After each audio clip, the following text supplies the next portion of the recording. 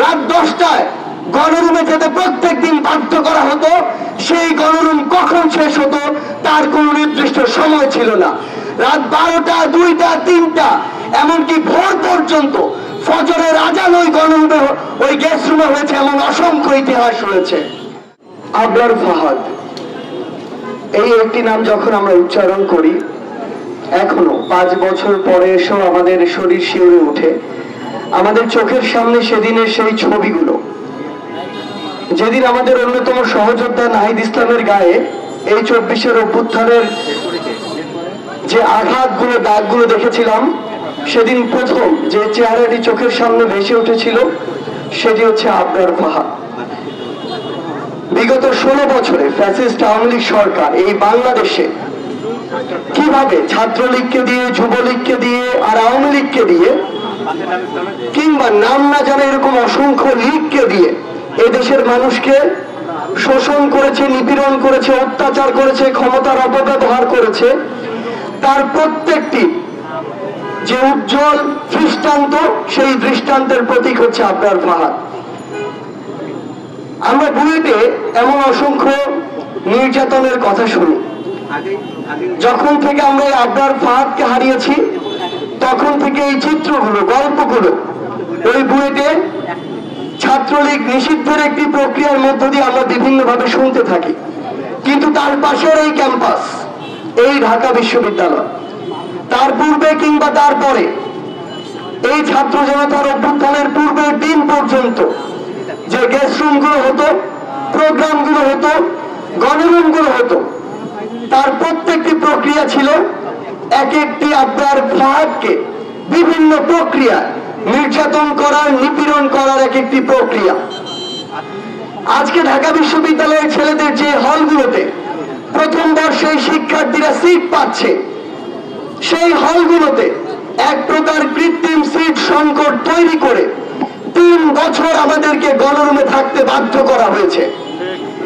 আমরা আমাদের সিটগুলো পেয়েছি 4র্থ বছরে, অথচ ওই হলগুলোতে বিগত 10 বছর, 12 বছর ধরে এমন অসংখ্য আদু ভাই ছিল যারা আমাদের এই যে বৈধ সিট প্রাপ্ত যে শিক্ষার্থীরা, তাদের সিটগুলো নিয়ে তাদেরকে গণরুমে থাকতে বাধ্য করেছে। 4 জনের রুমে প্রেসিডেন্ট, সেক্রেটারি নামক কিছু শোষক এমন ভাবে ওই ছাত্রলীগের দালাল রূপে ছিল, তারা 4 জনের রুমে একাই থেকেছে, কিন্তু ওই 4 জনের রুমে 40 জন ছাত্রকে থাকতে বাধ্য করেছে। আমাদের মনে আছে প্রথম বর্ষে 4 জন শিক্ষার্থী যে রুমে আমরা 40 জন ঘুমিয়েছি, এক পাশে ফ্লোরিং করে কাত হয়ে ঘুমিয়েছি, আরেক পাশে কাত হওয়ার জায়গাটুকু পাইনি। সকালে যখন ক্লাসে যেতাম ওই এক পাশ ব্যথা হয়ে থাকতো। আমাদেরকে রাত 10টায় গণরুমে যেতে প্রত্যেক দিন বাধ্য করা হতো। সেই গণরুম কখন শেষ হতো তার কোনো নির্দিষ্ট সময় ছিল না। রাত 12টা, 2টা, 3টা, এমনকি ভোর পর্যন্ত ফজরের আজান ওই গণরুমে, ওই গেস্ট রুমে হয়েছে, এমন অসংখ্য ইতিহাস রয়েছে। ঢাকা বিশ্ববিদ্যালয়ের ওই গণরুমগুলোতে ছাত্রলীগ নামধারী কিছু নরক পিশাচ এক প্রকার মাদকাসক্তের মতো হয়েছে। তো তার উদ্দেশ্যই থাকতো গণরুমে একটি স্ট্যান্ড নিয়ে যাবে, গেস্ট রুমে একটি স্ট্যান্ড নিয়ে যাবে এবং শিক্ষার্থীকে মারবে। এমন অসংখ্য উদাহরণ ঢাকা বিশ্ববিদ্যালয়ের গেস্ট রুমগুলোতে রয়েছে, যেখানে এই স্ট্যাম্পগুলো শিক্ষার্থীদের গায়ের উপরে ব্যবহার করা হয়েছে। ওই গণরুমগুলো ব্যবহার করা হতো শিক্ষার্থীদের দাস বানানোর জায়গা রূপে।